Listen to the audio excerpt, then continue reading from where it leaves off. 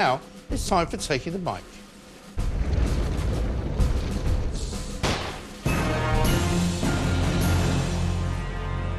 It's been an instructive few days if you were in any doubt about the political bias at the BBC. First up, it was question time at the end of last week, where Reform leader Richard Tice was brave enough to offer himself up as the target of ridicule from the oh-so-Labour-supporting audience. Green Party leader Carla Denyer was also on the panel, and so when the subject of net zero came up, naturally, she was revealed to be a fully paid-up member of the cultist club. But when Tice started to question the cost to taxpayers and the efficacy of the policy, he was immediately attacked, not just by Denyer and the audience, but also by the host of the show, Fiona Bruce. There was simply no room for any kind of dissent from the agreed science, according to the apparatchiks and believers in climate change. Anyone who thinks differently must be an idiot. At one point, Denyer asked Tice what his background in science was. Cue much laughter from the audience. Her background is as a councillor in Bristol, where she managed to get a climate emergency declared.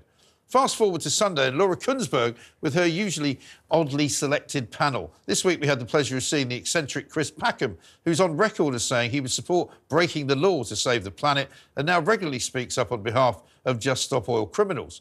This week, though, even she excelled herself with a hagiography of Chris Stark, the chief executive of the government's Climate Change Committee. Her interview with him was full of giggles, nodding at his answers and friendly exchanges. At no time did she wonder why most people in the country are now seeing through the climate nonsense and are fed up paying through the nose for policies that are clearly not making any difference to the state of the world anyway. They even managed a snide reference to Liz Truss into the bargain. So much for the BBC and its attention to detail. It looks like the state broadcaster is now officially a lost cause. Today we learn that despite Rishi Sunak rowing back on his net zero pledges and the SNP cancelling their net zero targets altogether, the crazy environmentalists will still cost us dear in the future. According to the leading think tank, the Resolution Foundation, the switch to net zero will cost families as much as £400 extra per year because of the jump in interest rates. We will all be spending an extra £29 billion on energy by 2050 if interest rates don't return to 2019 rates. And no one sensible believes we'll see them at less than 1% anytime soon. The blind faith in renewables and clean energy needs to be properly questioned and investigated.